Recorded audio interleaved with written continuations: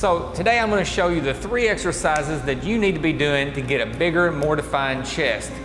Primarily a bigger, more defined upper chest, because if you're trying to get your pecs bigger, it's all about detailing out your chest. It's not just about building out this part that sticks out and hangs down here.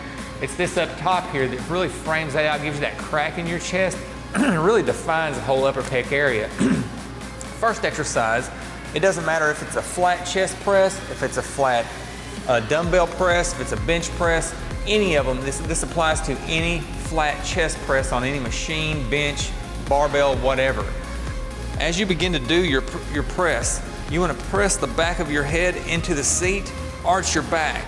Arching your back, while sometimes looks unsafe with people, is actually safer for you because it locks that tendon, that ligament in your lower back. That little Christmas tree that you see on bodybuilders, that's like your natural weight belt. And by arching my back slightly, that tightens that up and gives me more support for my core.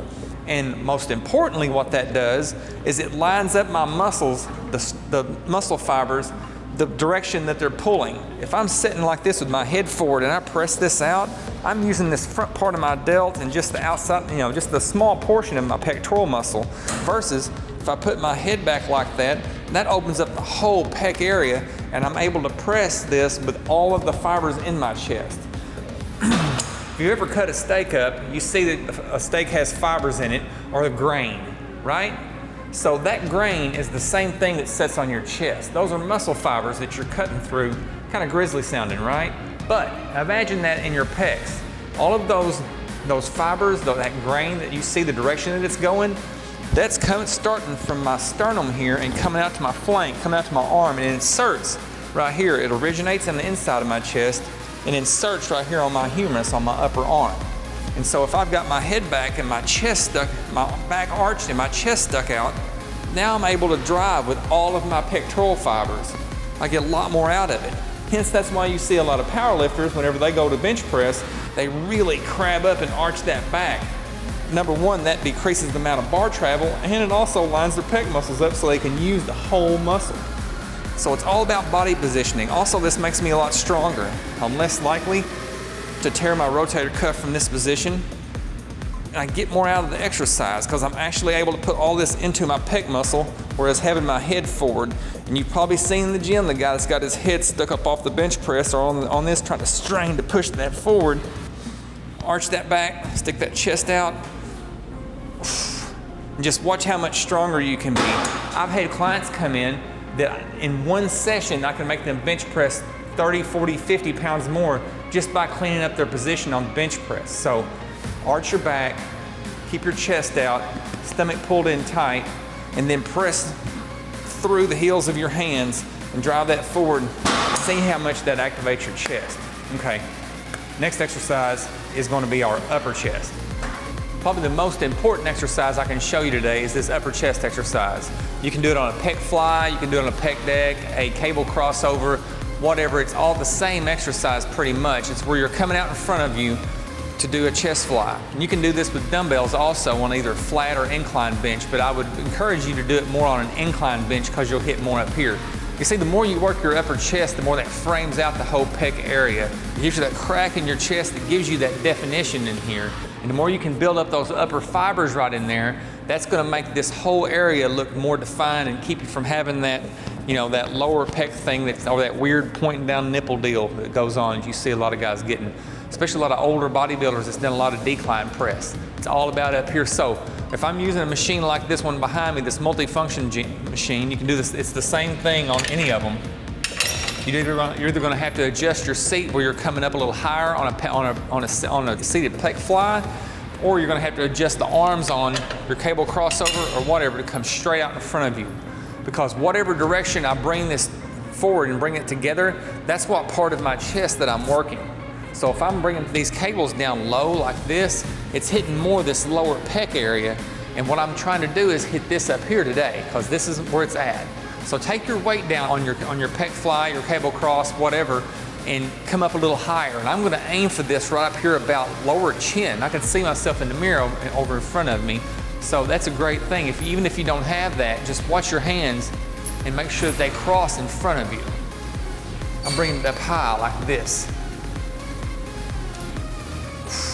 with lighter weight so I can really feel that upper chest squeeze and work. You'll get so much more out of it instead of just trying to throw lots of weight on there. We're trying to shape our muscles. Think about it, you're sculpting every time you come in here. It's not just about like, oh, I did a workout or I got 10 reps on that exercise. It's about how did I use my muscles in the right angles to get the best possible results out of it. Especially if you're trying to bring out a lagging body part, like you're trying to make your chest look bigger or your biceps or something, really focus on that area. Pay attention to it, lighten the weight, squeeze that muscle. So,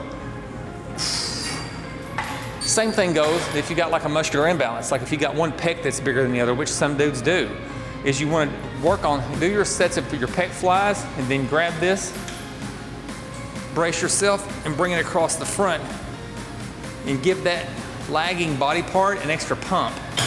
Get that one, give yourself a couple extra sets on that side. So upper chest is where it's at. Always focus more on upper chest than you do lower chest. Like honestly, a lot of people enjoy decline presses, decline barbell presses because they can really load up the weight. Leave those out. Leave them alone, throw them away. I don't know why gyms have them anymore. Work on upper chest and squeeze that and lower your weight. We got one more exercise, it's probably the most important. So you may think I'm going backwards here, but we're gonna do incline presses after we did pec flies. And you may think that that's wrong, but pre-fatiguing a muscle before we carry on with the workout is a big common practice in bodybuilding. So we're gonna do incline presses after we've done some flat chest presses, after we've done some dumbbell presses, after you did some pec flies. We're gonna hit this area because like I said before, we're prioritizing our upper pecs. The same thing applies in this that does in all of my flat stuff though. I'm gonna arch my back, I'm gonna squeeze my shoulder blades together, and I'm gonna drive that weight up. Instead of having my head stuck up forward like this, where I'm using my upper chest and craning my neck, I'm gonna lean my shoulders down into this, go down into it, get a decent stretch, and then drive up. With my back arched like this, I've got a lot more power this way. Now, I'm not talking about arching it so much that I'm hurting my low back, but enough where you're sticking your chest out. I'm pretty flexible in this matter. I've been doing it a long time, so you may not be able to get it as big of an arch as I am. Just as long as you're making an effort to kind of arch that back, point that chin up toward the ceiling, and drive that up where you're hitting your upper pecs.